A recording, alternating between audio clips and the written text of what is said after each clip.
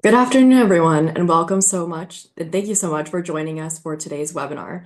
Before we get started, I'd like to cover a few upcoming housekeeping slides to help our webinar run smoothly today. First, today's session is open to the public and is being recorded. We'll be sending out a link to the recording along with a copy of the issue brief and any relevant materials to all attendees of this webinar. So if you'd like to revisit any of the discussion or share it with your colleagues, you'll have the opportunity to do that. Second, we encourage your participation throughout today's program. If you have a question for any of our speakers, please use the Q&A feature at the bottom of your screen on Zoom. We'll do our best to address as many questions as we can during the dedicated Q&A portion at the end of the presentation. And lastly, Eric abides by an antitrust policy, so if you have any questions or concerns with what is discussed during this webinar, please contact me at elockland@eric.org. And if you do experience any technical issues, please send a message in the chat to a member of our team, and we are happy to assist you. With that, let's go ahead and get started with the introductory remarks from our ERIC staff.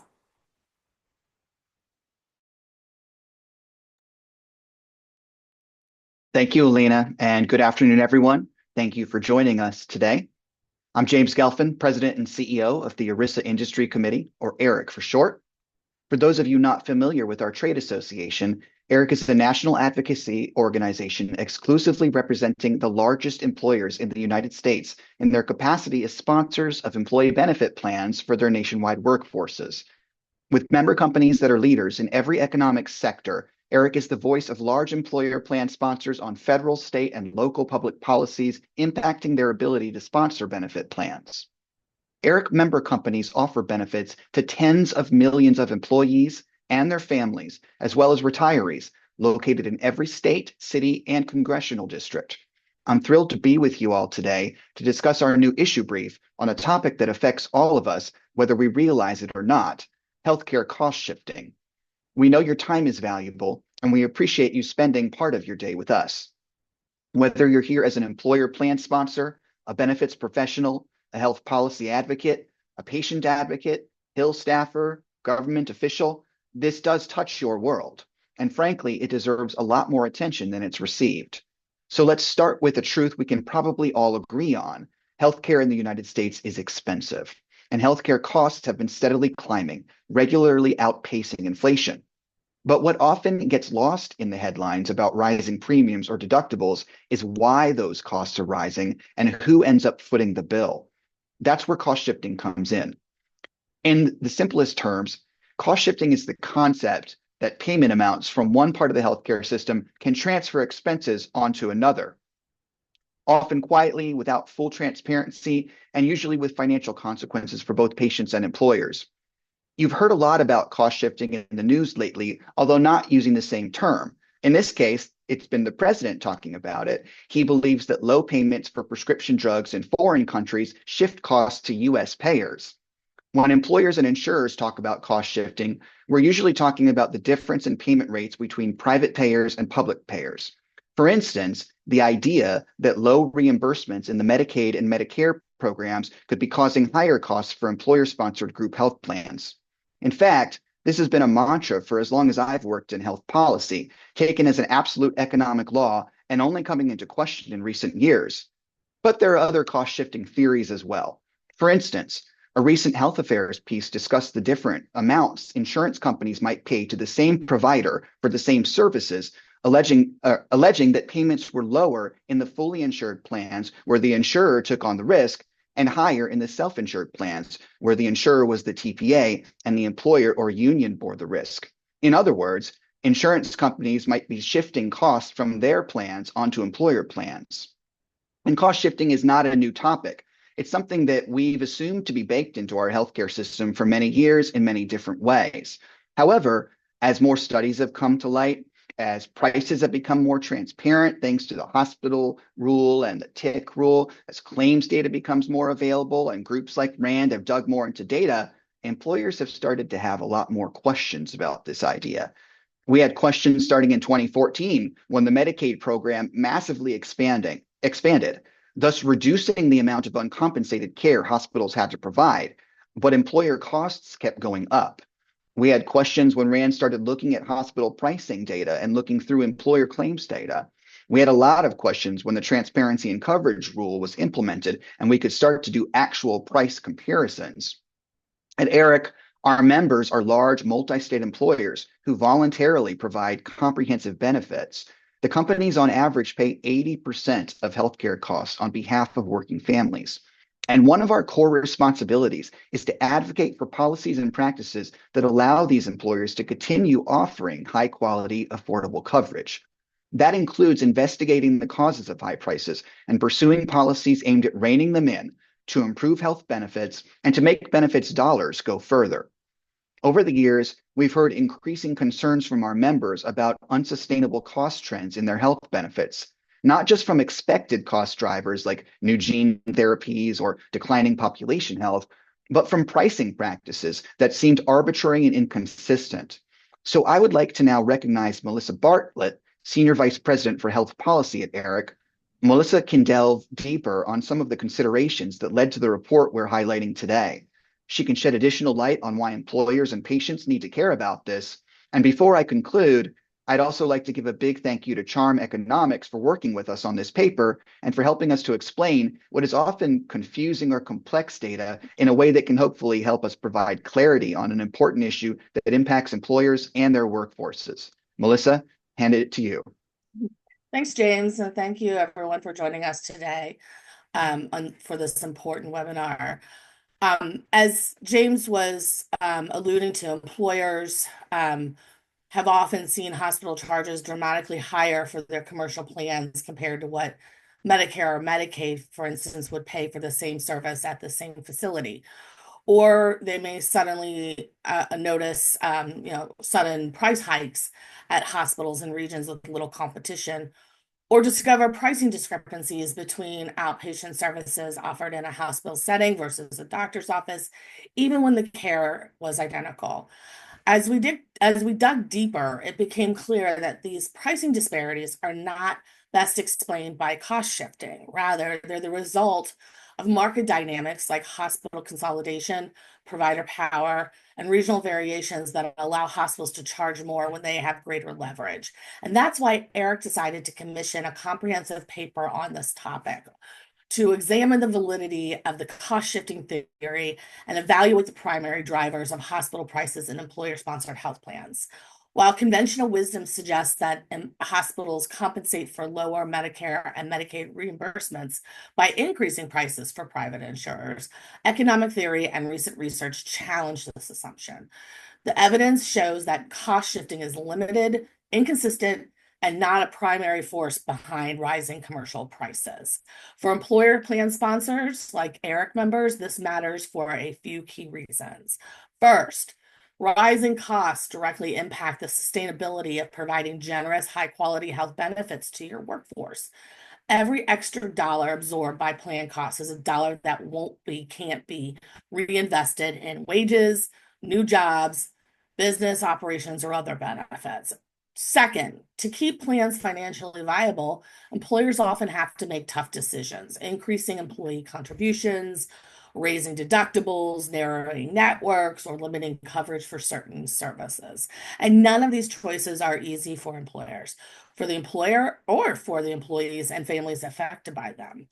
Third, clinging to the cost-shifting myth distracts from the real issues that undermine the broader goal of value-based care.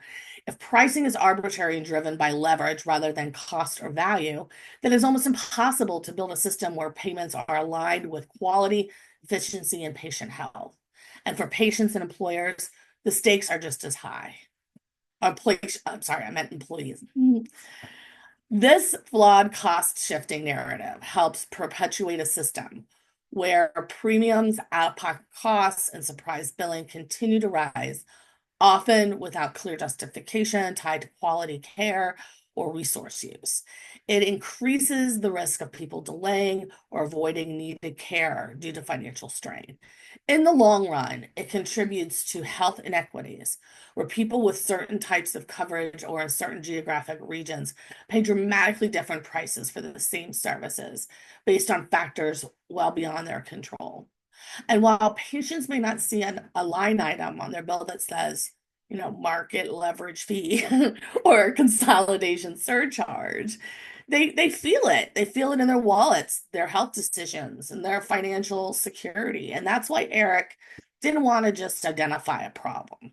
We wanted to help employers and policymakers and the public understand the scope, its drivers, and the tools available to push back. We'll provide in the presentation details on policy reforms to address rising employer healthcare costs and mitigate the effects of hospital market concentration through enhanced price transparency, site-neutral payment policy, banning anti-competitive terms in facility and insurance contracts, for example. It's a conversation we believe employers and patients both need to be part of, because when we mistake what's driving costs, we misunderstand rather what's driving costs, we risk reinforcing the very problems we're trying to fix. So today we're going to unpack this issue in greater detail and hear from Adam Block, founder and principal of Charm Economics. Adam is a Harvard-trained health economist with over 2 decades of experience at the intersection of hospitals, health insurance, government, and research. After earning his PhD, he was a staff member for Congress, contributing to key provisions of the Affordable Care Act and conducting budget impact analyses for the Joint Committee on Taxation.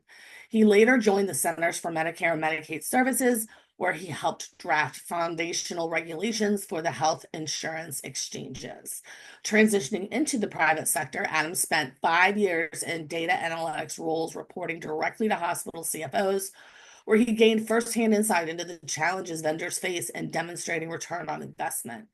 Recognizing this gap, he founded Charm Economics, which evaluates digital health technologies, analyzes and scores federal and state legislation, performs financial modeling for mergers and acquisitions activity, and develops financial models to support litigation and other legal work. He's a busy man. With that, I'll turn it over to Adam, who will walk us through the key findings from our paper, some of the most concerning data points, and actionable steps to take to address cost shifting. Thank you. And I look forward to engaging with you all during the Q&A. Adam, I'll hand it over to you. Thank you so much, Melissa, for the great introduction and for the introduction to this work, and to James, Elena, and the rest of the Eric team for commissioning the work. We're really excited. I got really excited by the opportunity to do this because when I first arrived on the Hill about 15 years ago, I got asked to write a paper about a very, very similar subject. And at that point in time, the health economics literature was in a very different space. And the conclusions that you're going to see actually have changed over time because the evidence has changed over time and the market has changed over time. And so we're going to share with you some of that evolution. And it's been fascinating for me to take this journey and learn about this and relearn about this as I go from 2 decades of experience in the industry to closer to 3 decades of experience in the industry. Next slide. So what we want to talk about is the validity of the cost shifting theory. This was something when I received my training, I heard lots about, and I promise I heard much more about it when I spoke to individual hospitals and when I spoke to health plans. It was a common discussion. What we want to say is that this is something that has been considered the conventional wisdom. However, it is based largely on papers that came out many, many years ago. And it's my understanding, and I'm going to share with you some of the literature that we found, that has changed over time.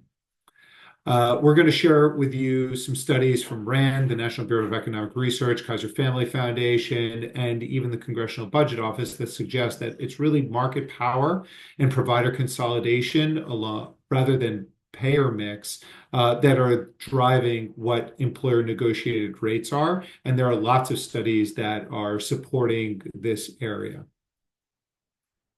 Next slide.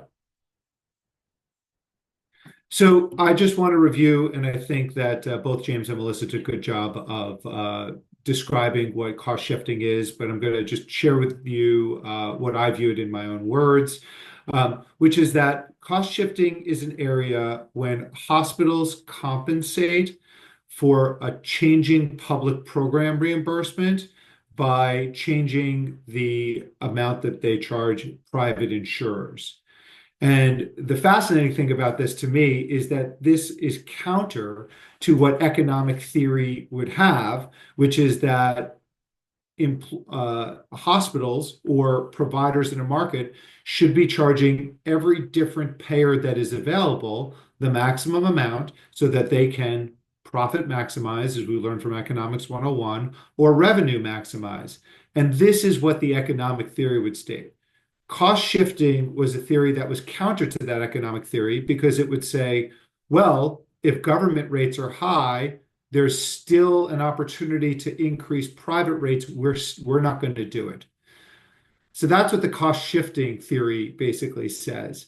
But it makes for a very nice conversation in the rooms where the negotiations happen. Right? In every negotiation, there is usually an insurer or sometimes an employer directly, but most commonly an insurer. And then there is a provider group, whether it's a hospital system or a provider representative on the other side, that is negotiating the rates of the contract. These are just people, and their jobs are to do this. And it is much easier for the organization that is saying that rates are going to increase for them to basically say, well, rates are going to increase because we received a reduction from Medicaid, Medicare, both, and that is what is driving the increase. That doesn't necessarily have to be the truth, but that is an easier conversation to have than we are increasing our rates, and that is what the rate is going to be in order for us to reach this agreement. So there was also some initial studies, that supported this, not completely, but partially in the 80s and 90s. I'm going to talk through a few of those. But the concept here is that hospitals and providers were relying upon the private sector, upon employer-sponsored coverage, to make up for public spending shortfalls, particularly when there were reductions in Medicare or Medicaid payments. Next slide. So a few of the earlier studies, and what you'll see over the next couple slides is that we go later and later in time, was that there was an initial study done by David Cutler, and full disclosure, he was my thesis advisor in graduate school. But in the 80s, that hospitals were fully cost shifting private prices, essentially dollar for dollar with Medicare cuts. However, this changed in the 1990s with the advent of managed care, and the evidence then changed, which said that cost shifting had been dramatically reduced, and the attribution of that was that managed care had increased price sensitivity among insurers and reduced the ability of hospitals and providers to basically pass along those public reductions in rates over to the private sector.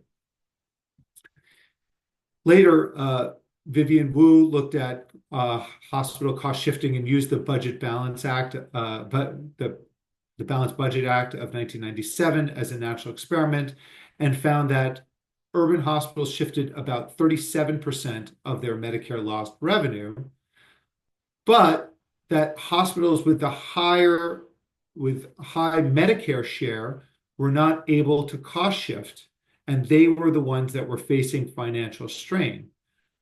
What that meant was that there was greater financial distress among those hospitals, and cost shifting was limited to primarily hospitals where there were markets where the providers had more financial power or elevated financial and market power, rather than in regions or markets where the provider groups had less market power relative to what the private insurers had. So what that means is that by the 90s, when this was being evaluated, for there to be cost shifting, it really was only in certain markets, and it was only in markets where the provider groups had substantial market power in order to do that. Next slide. So then we get to data that came from the late 90s and the early 2000s. And we'll start with a study by Chapin White, who looked at the impact of lower Medicare rates. And what that study found and you can see the amount of data that was accumulated for this study that was published in Health Affairs, that it took 15 years of data. And the goal here was that these things change over time rather than necessarily immediately in the year that a public sector pricing change occurs. Basically, the issue is that contracts frequently don't last 1 year. They often don't last 2 or 3 years. Sometimes they last 5 years. And so you really needed a longitudinal set of data to really understand what a change in year one in, let's say, Medicaid rates has on private sector rates in year 4, 5, 6, or 7. And so this used that longitudinal set of data.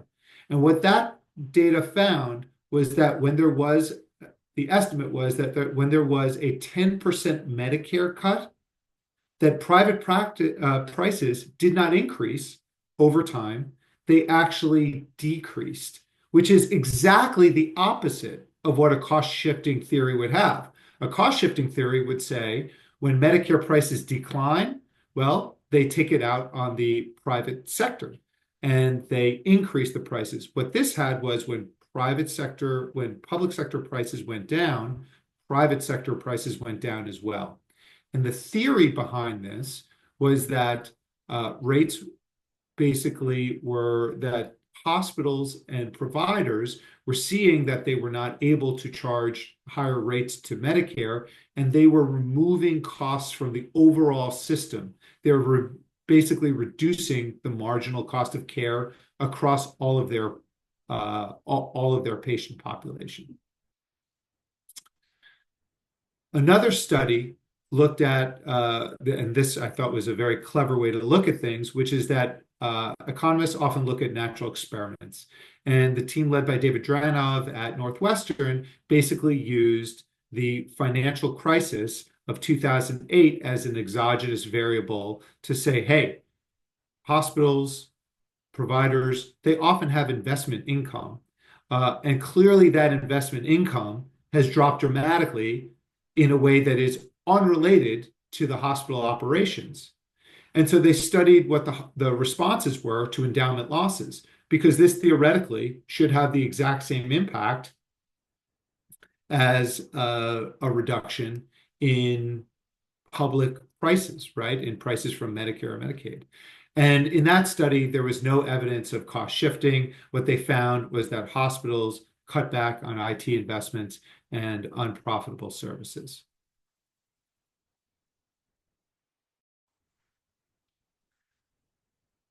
All right, my AirPods died. So shout if you can't hear me anymore. All right, next slide. So I think it's important to recognize that what I'm saying to you is what I believe is based on the most recent economic experience. I'm going to share with you a few more studies that support this. But one of the authors of the study is Chapin White. And Chapin wrote the RAND studies while he was at RAND. He spent time, actually, we overlapped on Capitol Hill, and is now he's the director of health analysis between 2023 and today. which is my way of saying that the head of modeling for CBO is supportive of this perspective. And as we know, CBO's perspective on this is really important because they're going to be scoring any bills that are associated with it. So it's not just that this is my opinion of what the literature is, but I believe that this is the opinion of the Congressional Budget Office, as stated by the leader of modeling, who has written and contributed to a lot of this research. Next slide.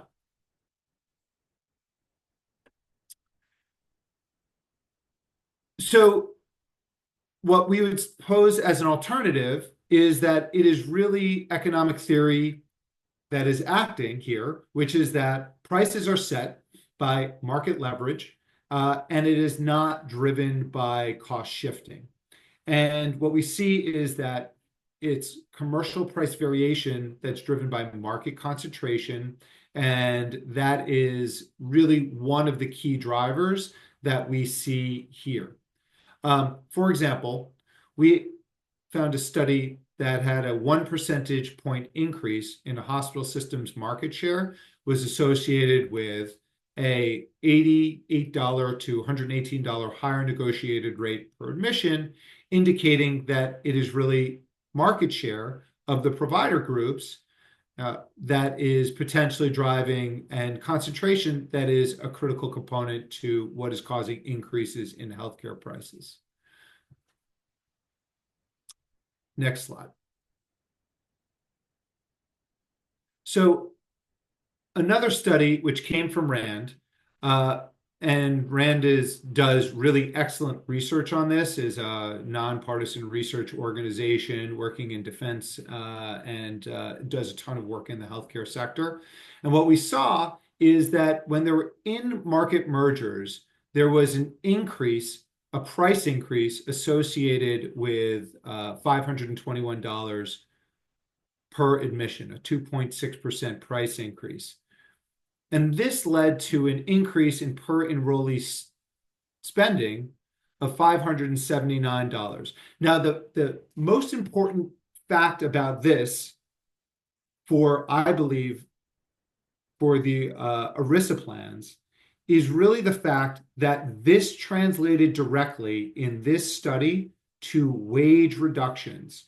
And there was a wage reduction of $638 associated with that $579 increase, which basically means that not only are these price increases not due to cost shifting, but that they are coming out of employee wages, which is what there is a substantial amount of theoretical evidence dating all the way back to Larry Summers paper, the former Treasury Secretary Larry Summers wrote an economics paper on this in 1989, theorizing it.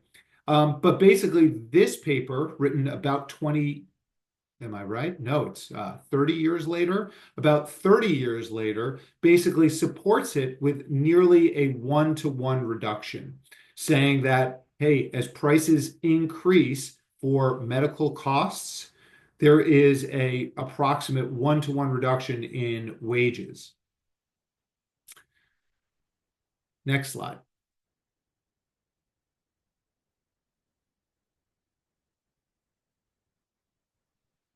Okay, next slide after that.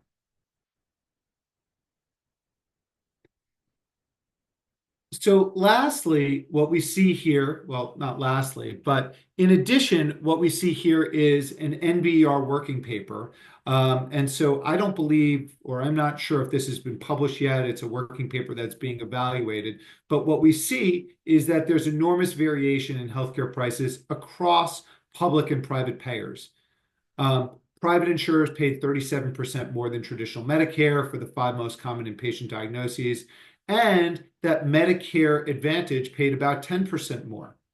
What this tells us is that this is a robust and competitive market that in reality is not dependent on what the public sector is paying for these services, that these organizations are all negotiating as best as they can in the way that when you go to a car dealership to try to buy a car, you're negotiating as best as you can with the dealership to get the best price that you can, and the dealership is negotiating as best as they can to basically get the best price that they can. That it's structured more like that than it is a more traditional theory of cost shifting market. And I want to support this because, next slide. Because there are times when some research, and I named a Treasury Secretary who was appointed, who was a member of Democratic administrations. This paper was actually co-authored by Jay Bhattacharya, who is the Trump administration's head of the National Institute of Health.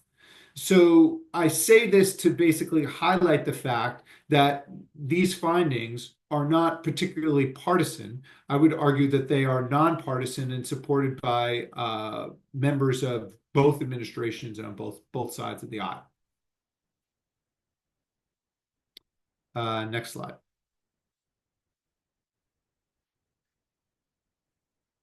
So there are a variety of reasons why there is variation. And what we're learning from price transparency data out there is that prices are all over the map. And so the underlying question is, why are they all over the map? And what we're seeing, in addition, is a hospital consolidation that has happened over the last 20 to 25 years. You see hospital systems that are 10, 20, 30, 50, even 100 hospitals large. You see provider groups that may be merging together. And the other thing that we see is enormous variation in the enormous amounts of regional variation. Whereas some markets, prices are much closer to what Medicare pays. And let's be clear as to what, I'm not going to state what the actual marginal costs of treatment are, but Medicare's objective is to be paying for the marginal cost of treatment. That's what its stated objective is in terms of payment, is to pay for the cost of treating its patient population. And so frequently when looking at price transparency, that is used as a baseline for a more universal comparison. Next slide. So this is a slide from some of the earlier RAND work, and I picked this slide out and this graph out because I think that just visually it displays the enormous variation in relative prices better than virtually any visualization that I've ever seen. So what you see here is approximately 20 different states.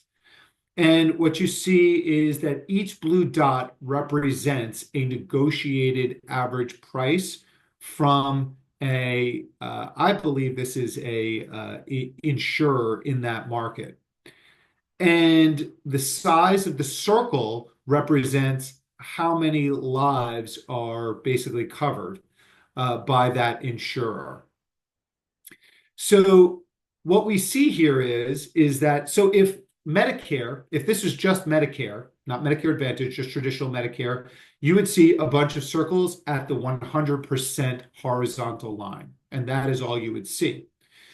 Actually, what you can see is that there are a couple of organizations that are negotiating below 100%.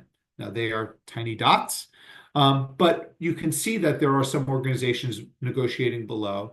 And what you can also see is that in some states, there is an enormous amount of variation, running up from 100% up through 400%, or in some cases even higher relative to what the Medicare price is. You can see that in Indiana. You can see that in Colorado. You can see that in Texas, where there's quite a diverse market for such a big state, in New Hampshire, and far beyond. What you see in some other states is actually a bunching. And so the best example of this is in Michigan, where you just see a big blue blob. And what that big blue blob represents is the fact that all of these circles are on top of each other. And one of the potential reasons for why those big blue circles are on top of each other is because the Michigan economy is driven largely by the automobile industry. And the automobile industry has known for a long time that healthcare costs are a part of compensation, and that controlling healthcare costs, as I said earlier, leads to greater cash compensation. And so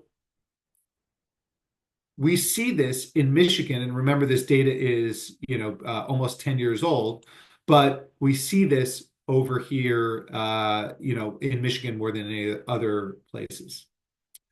Next slide.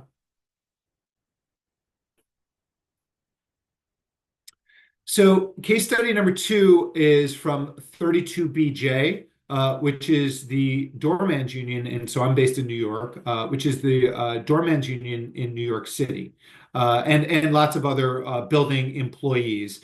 It is a couple of 100,000 employees, and it is a union plan, and it is actually certainly well known locally in the New York market for being a thoughtful negotiator on behalf of the membership. And a few years ago, it removed New York Presbyterian Hospital, which is the hospital associated with Columbia University, due to high network charges. It removed them from the network. And there was an estimate by this 32BJ report that New York City could be paying up to $2 billion over in taxpayer overpayments due to this excessive pricing. Okay, next slide.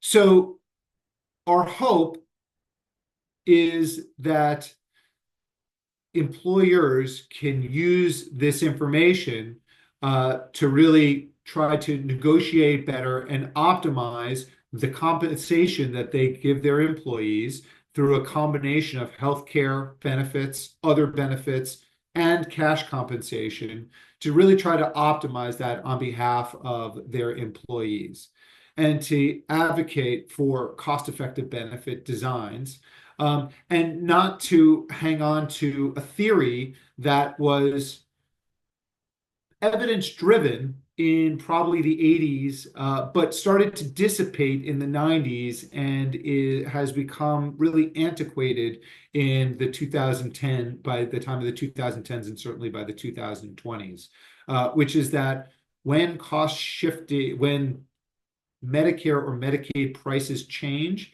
it does not directly and materially impact what private payers are paying. And therefore, reforms from a public policy perspective can target really what the drivers are of changes in pricing. Next slide. So a couple of policy recommendations, which are support for lower costs and more transparency. While I was very optimistic that patients would be utilizing price transparency, lots of studies, and I don't go into them here, but it's things I've read a decade or 15 years ago, studies really showed that the patients were not the ones utilizing these. But I will tell you that when the price become publicly available, the negotiators, the people that are in those rooms actually negotiating the deals across the table, they are leveraging this information. And employers now have the ability to use the get reports of this information and find out how they are doing in terms of prices at the same provider groups. And just to be clear, what we see happening is that different organizations, different employers are paying dramatically different prices for the exact same services done by the exact same providers. That's the issue that we're discussing. And these price transparency information creates the opportunity to remove high-cost outliers from networks if that is what the employer decides to do. Next slide. The next thing that you can potentially think about is to expand site-neutral services and ban anti-competitive contract terms. And next slide. And I just want to conclude.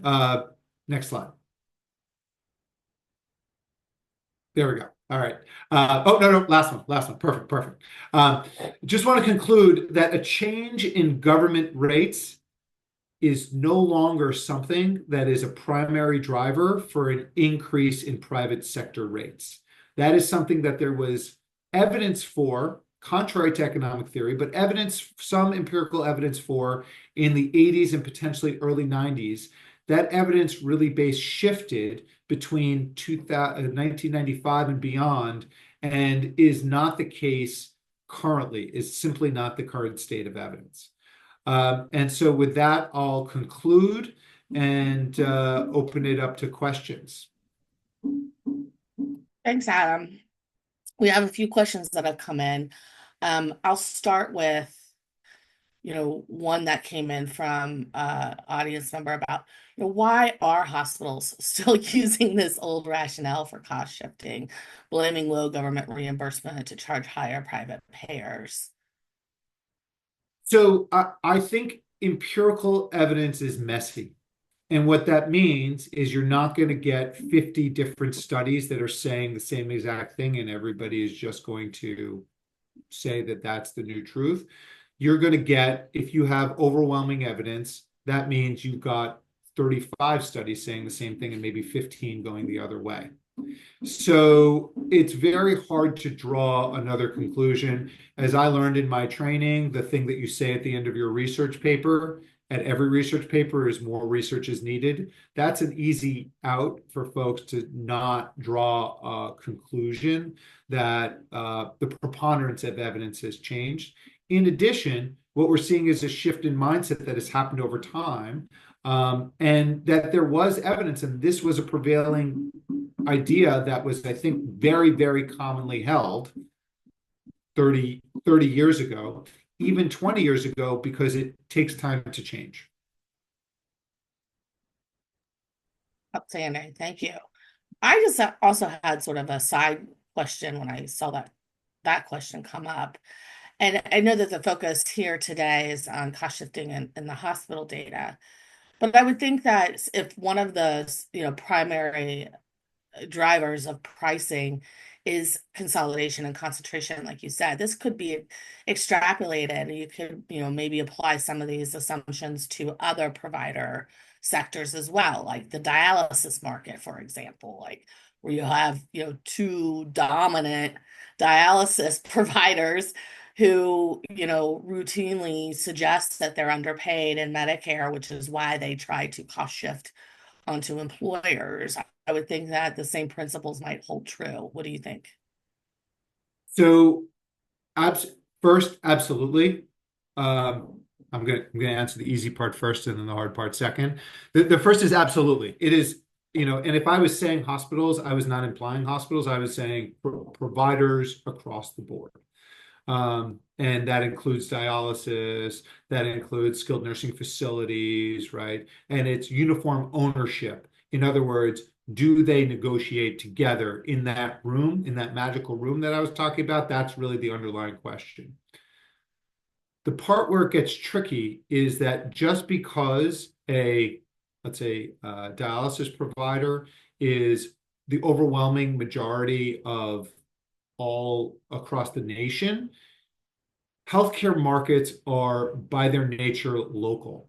In other words, I don't drive more than, maybe I drive half an hour or an hour or even an hour and a half, but I'm not driving 6 hours to get my care. So the fact that there is an overwhelming market leader across the country matters a lot less than that there is not extreme consolidation within my locality, and then the next market over could be extremely competitive. That's going to result in two very different pricing dynamics than if there is, a 40% share in one market and 40% share in another market, than if there's 80% in one and another is completely, completely diversified market.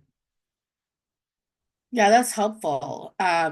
What I presume then, like some of the policy recommendations you highlighted in the paper and in the presentation, will, in it, we would think then if, all of this is sort of market by market, it sort of takes that market by market dynamic and sets it aside because you're putting forth sort of a national solutions to addressing some of that consolidation and concentration pricing pressures. So yes. So the answer is this is definitely market by market. And what we tried to do in our policy recommendations was to say things that, I guess the term is, would help structure all markets so that they are more healthy, competitive markets, rather than individualized. But defining markets is consistently a challenge. The FTC has challenges defining what is within your primary market space and what is not within your primary market space. Is it your zip code? Is it your county? There are health referral regions. There are all sorts of methodologies for defining it, and there's no uniform way because as we shop for healthcare services, it really depends on the service and our personal preferences, how far we're willing to basically drive for something. Yeah, that makes sense. Another question that came in says, can you elaborate more on what steps self-funded employers can take to impact our claims payments? Most are not large enough and don't have the resources to engage in direct contracting with hospital systems. Are we reliant on the large insurers to negotiate network rates and sculpt the network on our behalf? So the answer is generally yes. I think that part of the value proposition that health insurers are supposed to provide is, number one, they are supposed to take on the financial risk. Well, I guess you guys are ERISA, so they're not taking on the financial risk for you. So they're not taking on the financial risk for you. So what they are doing primarily is developing a network that is of high value to your membership. And to the extent that you are getting rate increases and you don't feel like you're getting commensurate quality increases, then that indicates that they are not necessarily doing their job.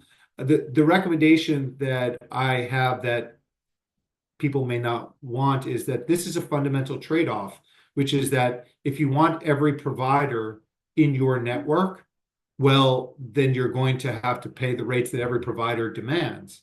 But if you are willing to compete them against each other, you are going to have a lot more market leverage for them to give you a rate that you prefer. Sounds good. Here's a question. Somebody is citing a recent May 2025 Health Affairs paper by Boyo, Chernow, and Hicks, and work by Caitlin Carroll, which points to what they say is a more nuanced reality around cost shifting as a myth. And in the question they ask, they basically say these studies outline a cycle in which hospitals able to make significant capital investments, often are fueled by higher commercial payments, are the ones that expand market share and gain pricing power. When in contrast, hospitals more dependent on public payers are often forced to scale back or shut down altogether. This dynamic, the audience member says, has been termed consolidation-induced cost shifting. If there is, sort of this breadth of work out there that folks are sort of updating and trying to get a better economic understanding of how pricing and investment and market power all interact, is it too soon to say that the whole cost shifting theory is not well, they say obsolete, but maybe is, challengeable. If commercial price variation is, so what enables, not merely reflects market leverage, isn't cost shifting a structural component of the system as well? That's a phenomenally good question. I have not yet read the paper. And so I don't want to speak to it. But I think it does get to the concept that basically that economic evidence is diverse, and it is extraordinarily rare when you get 50 studies pointing in the exact same direction. I think it's important. So I'd have to read it, and the underlying question is how material is cost shifting? And the concern that you would have is that it is a very easy play for a hospital to basically state that our hands are tied, our costs are not controllable, and we received this big reduction from the government that we couldn't control, and private insurers, you guys have to handle it, otherwise we won't stay in business. I think it's much more nuanced than that.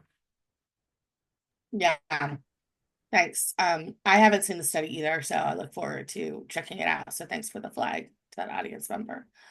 A couple more questions for you, and then Sure. we'll These are good questions.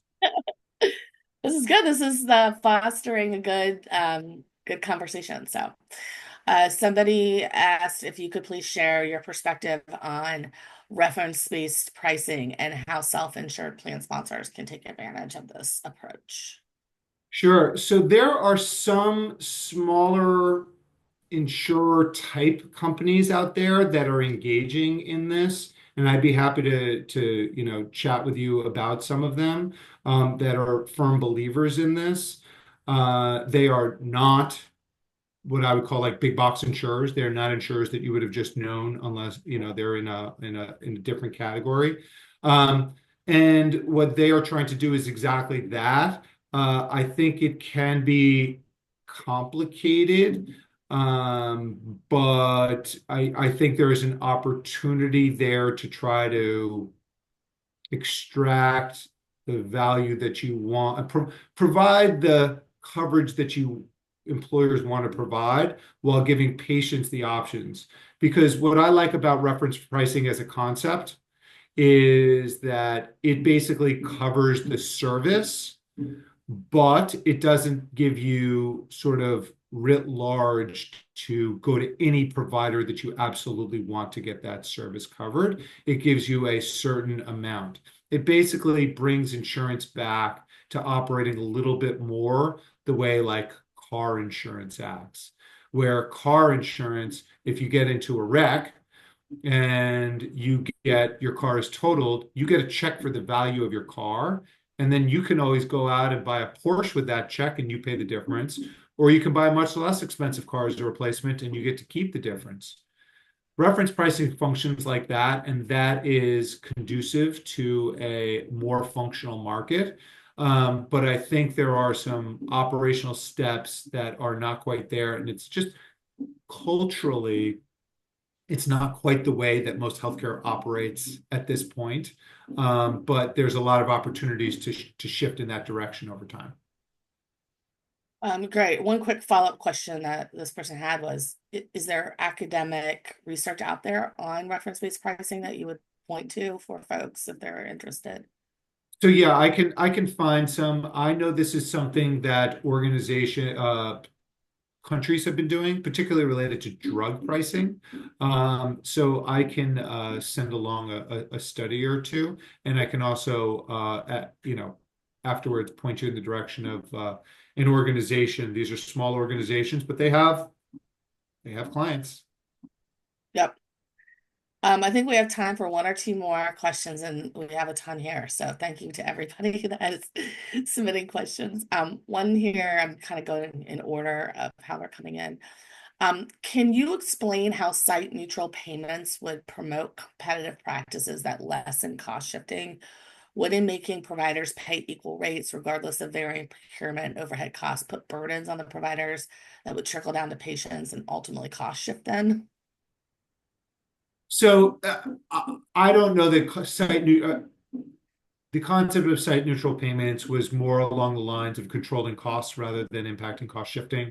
It was not designed as a, it was just, I put it as a recommendation to control costs for employers. Got it. Another question that came in, and then I'll wrap it up. It says, when a TPA and a health system negotiate for a new contract, it is about the entire book of business for the TPA and not a fully insured contract and a self-funded contract. What options are available for employers to fight this or manage around this outside of direct contracting? Have you heard anything interesting about this, Adam? Sorry, can you ask that question again? I'm trying to understand the difference between the self-insured portion and the fully insured portion in the TPA. I think they're saying when a TPA negotiates with like a large health system, it's their whole business for the TPA. It's not the fully insured contracts and the self-insured contracts that the TPA might be managing. And so, is what do you think, employers could do to sort of have, I guess, outside of direct contracting, a little bit more of direct contracting, so to speak, I think. Yeah, I think it's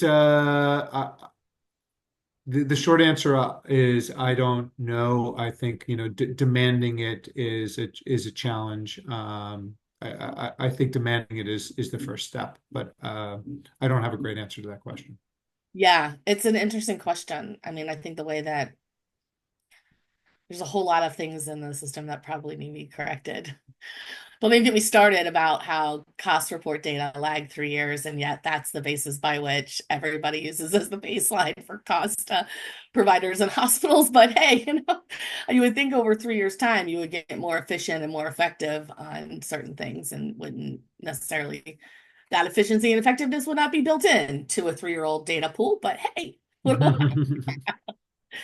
okay, last question. It says these days the interest of implementing the value-based care to improve the quality of care and bring the cost down, powered by insurance companies. Do you think the consolidation of healthcare services will aggregate the move to lower the cost, or might create some kind of monopoly or care services powered by providers and increase the cost of care? So my experience with the health economics literature is when there is provider consolidation, there is limited evidence of improvements in quality, and there is clear evidence of increases in costs. So I think whenever I see major consolidation, that is always the concern I have, that providers will be able to extract more, use more market power and increase rates.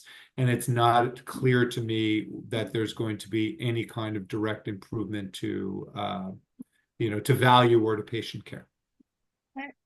Well, that's about all the time we have. So thank you all so much for joining us today. Thank you, Adam. This has been a great conversation, and thank you for presenting your findings. We're grateful that all of you took time out of your schedules to be part of this important conversation. A special thanks again to our speakers and our subject matter experts at CHARM for, and Adam and his team for all of their insights and expertise. These kinds of discussions are only as strong as the people who participate in them, and we appreciate your thoughtful questions, comments, and engagement throughout today's program. As a reminder, the full issue brief we've been discussing is available for download on ERIC's website. You'll also receive a follow-up email after today's webinar with a direct link to the brief, along with a recording of today's session if you'd like to revisit any of the material or share it with your teams and colleagues. If you have additional questions or you'd like to contact us about how this issue affects your organization specifically, please don't hesitate to reach out. We welcome the opportunity to continue this conversation. On behalf of everyone at ERIC, thank you for your time and participation. We look forward to seeing you at a future event. Take care and have a great rest of your day.